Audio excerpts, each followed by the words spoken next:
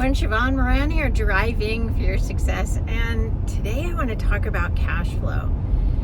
With the world being more stressful and opportunities being everywhere, AI and new business ideas and so many opportunities, so many cool things that you could create, that you could take action on. And there are two parts to cash flow. One is being overwhelmed and the other one is not having it. And the fascinating thing that I want you to play in your mind with, and it may go against everything that you believe. In fact, it probably goes against everything, because we have to see it in order to believe it. And if we don't see it, we have a hard time believing it. Even those who are super good at visioning get stuck in this paradox, this in-between place of having a lot, having a little, and needing more. And especially when you're on a growth trajectory, you will need more in order to get to that next level. And that means that you're going to have to really look at this idea about cash flow and the energy of cash flow differently than you ever have before. So there's a divine law that states that if you have a need for something, it already exists. It already exists somewhere in your sphere. You're just not willing to look at it. You haven't been available mentally, emotionally, spiritually, relationally, energetically to see it. You are resisting the idea that you need to shift something to achieve it. You refuse to take action on something that is nudging you, that is going to be uncomfortable.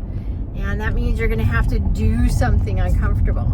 And so the paradox is you're going to have to get from where you are, this place of being stuck and needing more, and the growth opportunity that you have, and you're going to have to move with some sort of activity, some sort of action, some sort of kind of taking a leap. And oftentimes when I work with people, we work on all of the limitations that are inside in order to get that leap to occur.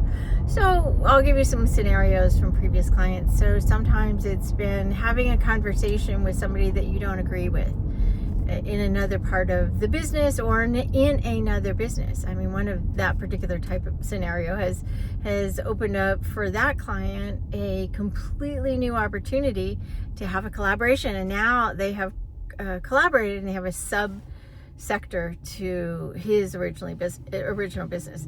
Another idea would be not being willing to take action or share something that is important to be shared, and being so tight-fisted. You could be tight-fisted mentally, you could be tight-fisted emotionally, you could be tight-fisted financially. And if you need financial, the rule, the divine law, the law of the land, not our law, not human law, but the law of universal law, is that everything that you need already exists within your sphere. Are you willing to do what it requires of you in order to get it? That's the key. Are you willing to do what it requires of you to get it? Oftentimes that means you're going to have to work a little bit harder on a particular area, focus only on one thing, take a brave action step, get somebody else to work on you, make a donation. And I don't mean just a donation to church, but make a donation that is significant, because if you're being tight-fisted financially, that donation is actually going to help unlock financial rewards. I mean, that's divine law. Every religion, every culture has this law that they practice by. Not everybody uses it. Andrew Carnegie used it to build a multi-generational, multi-billion-dollar organization, and he created the libraries of the world based upon this law of giving to receive. So put that in your cap. Go check out SheevaunMoran.com. If I can be of service, if I can help you get unstuck and get things going, then reach out to me at SheevaunMoran.com, SheevaunMoran.com. And I cannot wait till see you